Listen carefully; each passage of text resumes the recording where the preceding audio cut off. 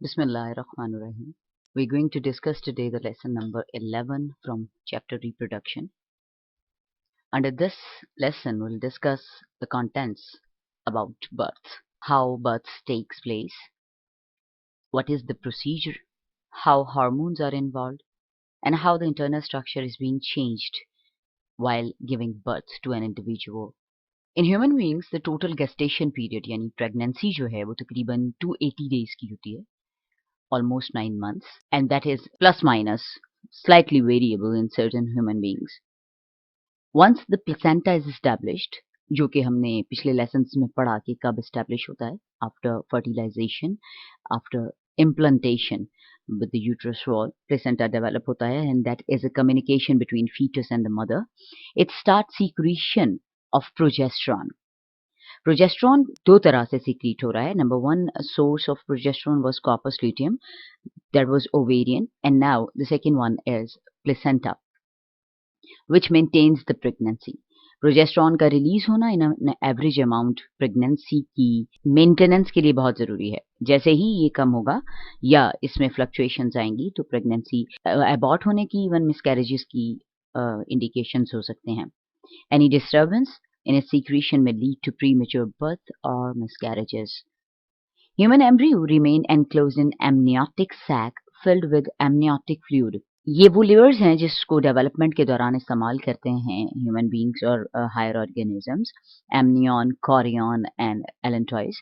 यहाँ एमनियन की बात हो रही है. इसमें एक एमनियोटिक सैक है, वो मेम्ब्रेन से लाइंड है जिसे एमनियन कहते हैं, और उसके अंदर एक फ्लूइड रखा जाता है कॉल्ड एमनियोटिक फ्लूइड. ये वो फ्लूइड है जो डेवलपिंग फीटस को, डेवलपिंग बेबी को प्रोटेक्ट करता है शॉक्स से और जर्क्स वगैरह से बचाता है ताकि बच्चे को कोई नुकसान ना हो while in the uterus of the mother. During this period, pituitary gland produces lutotrophic hormone. यहाँ pituitary gland lutotrophic hormone पैदा करता है. और lutotrophic hormone, जब हम hormones का चैप्टर पढ़ रहे थे तो हमने पढ़ा था डिटेल में. ये बहुत ज़रूरी है in order to maintain these processes. Placenta भी ह्यूमन प्लेसेंटल लैक्टोजन साथ साथ सीक्रेट कर रहा होता है. ये सारे वो हार्मोन्स हैं जो इस पूरे प्रोसेस को एड कर रहे हैं.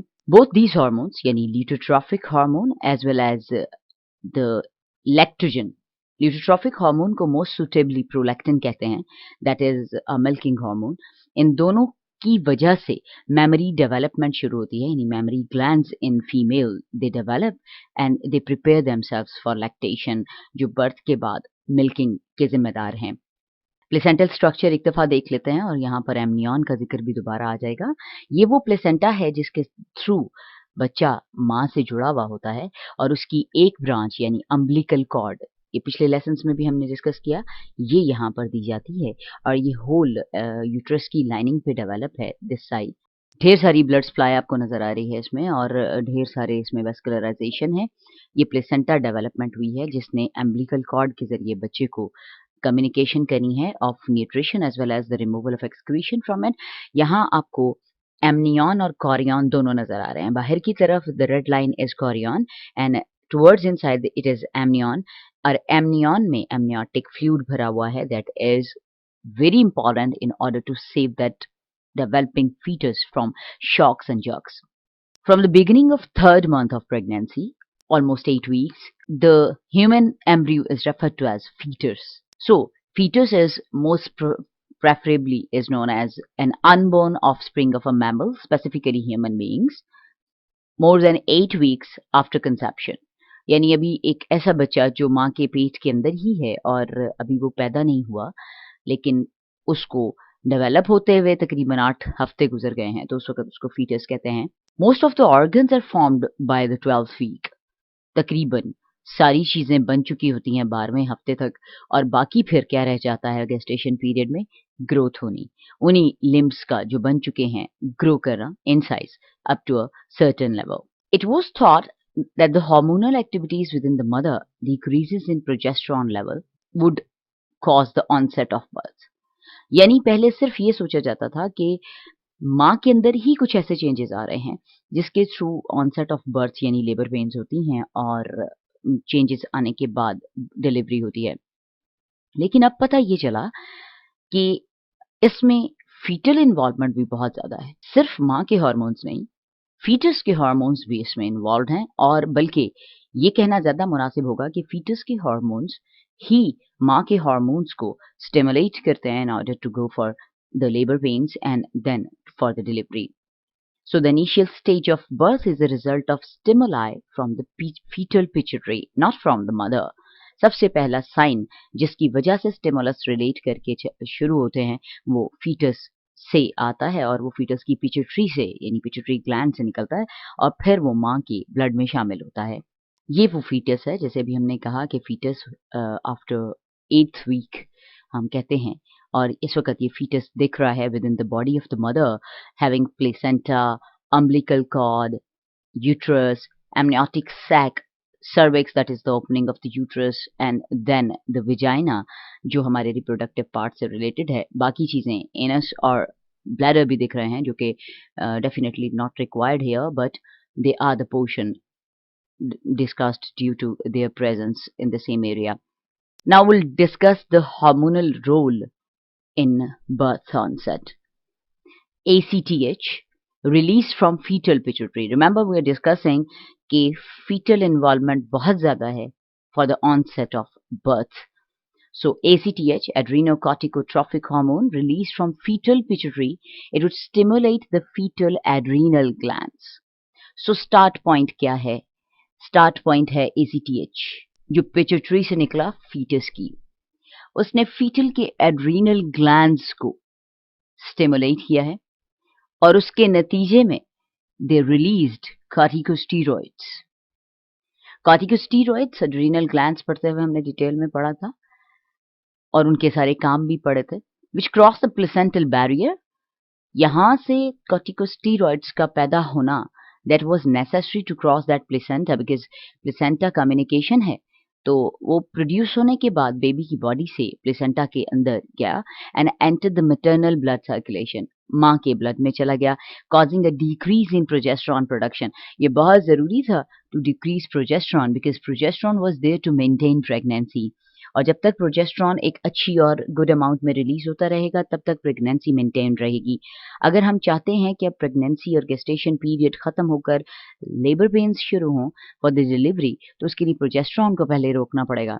So the corticosteroids released from adrenal glands under the stimulus of ACTH, they would cause progesterone to decrease in mother. उस रिडक्शन से एक स्टिमुलस बनेगा, and that stimulus will go to produce oxytocin from the pituitary gland of mother. अब mother's pituitary काम कर रहा है और उसने ऑक्सीटोसिन रिलीज करना शुरू किया. ऑक्सीटोसिन हमने देखा था along with ADH, they were being produced by hypothalamus but stored in posterior pituitary gland, और उसमें पोस्टीरियर साइड पर से ट्रिगर के बाद ये रिलीज होता है. वहां पर यही हो रहा है, प्रोजेस्टेरॉन का लेवल डिक्रीज होने से एक ट्रिगर मिला है टू रिलीज ऑक्सीटोसिन, और ऑक्सीटोसिन रिलीज हुआ.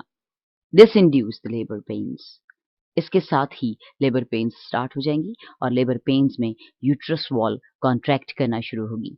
Contraction and relaxation of oxytocin, contraction and relaxation of the uterus wall. The release of oxytocin occur in waves. It is not continuous during labor and provide the force to expel the fetus from the uterus. ये एक ही वक्त में release नहीं होता, एक ही massive contraction relaxation नहीं होती, because this is something which we are dealing with the muscles. So उनकी डी शेप होना that would not be preferable. That's why हम उसको अल्लाह ताला ने वेव्स में भेजा. प्लस एक और पॉजिटिव बात इसमें ये है कि वेव्स में पुशिंग पावर ज़्यादा आती है, हर बार एनर्जी ज़्यादा, पहले से ज़्यादा, जिसकी वजह से फीटस को बाहर की तरफ एक्सपेल किया जा सकता है. द सर्विक्स डायलेट्स, और हम जानते हैं सर्विक्स क्या है. That is the opening of uterus that would dilate, खुल जाएगी, और यूट्राइन कॉन्ट्रैक्शन की वजह से यूट्रस की पूरी लाइनिंग पर एक वेव पास होगी जो टॉप टू बॉटम जाएगी, and that would be the sign of onset of the delivery pains or the labor pains. ये वो फ्लो चार्ट है जो हमें शो कर रहा है कि कैसे कैसे लेबर पेन्स स्टार्ट होंगी और कौन कौन इन्वॉल्व है। एंटीरियर पिट्यूटरी ग्लैंड, अब हम देख रहे हैं यहाँ फीटस इन्वॉल्व है। Number 1 is the role of foetus, number 2 is the role of placenta.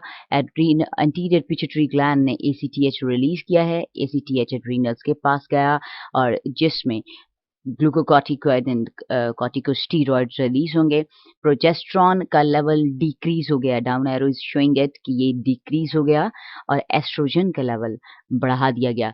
इन दोनों की वजह से आगे यूट्राइन सेंसिटिविटी हो गई टू स्ट्रेचिंग।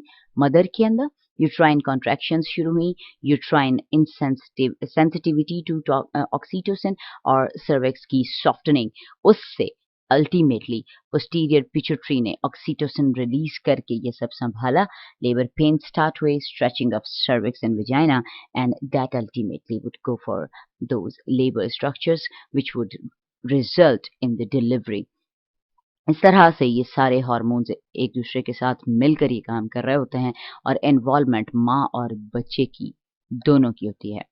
हार्मोन्स के सारे प्रॉपरली रिलीज होने के बाद जो एक्सपेलिंग पावर लग रही है ऑक्सीटोसिन की वजह से, it would push the baby downwards leading to the delivery of the baby. क्योंकि अभी हमने कहा कि ऑक्सीटोसिन की जो मिकदार है वो जो कंट्रैक्शन वेव लाएगी वो टॉप टू बॉटम होगी और उससे एक मैसिव कंट्रैक्शन लगेगी टुवर्ड्स द डाउन साइड और इससे बेबी को बाहर की तरफ पुश किया जाएगा।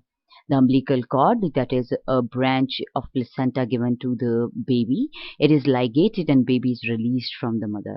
वो लंबाई के रुख आहिस्ता आहिस्ता छोड़ी जाती है और फिर बेबी माँ की बॉडी से बाहर आ जाता है along with that umbilical cord.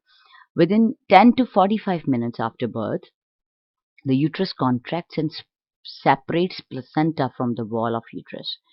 अब चूंकि वो सारी चीज़ें जो बेबी की डेवलपमेंट के लिए, नरिशमेंट के लिए बनाए गए थे, अब वो इस वक्त after the delivery of the baby are not required within the body. That's why massive contraction की वजह से प्लेसेंटा भी यूट्रस की वॉल से उतर जाएगा और ये भी वजाइना के थ्रू बाहर आ जाएगा।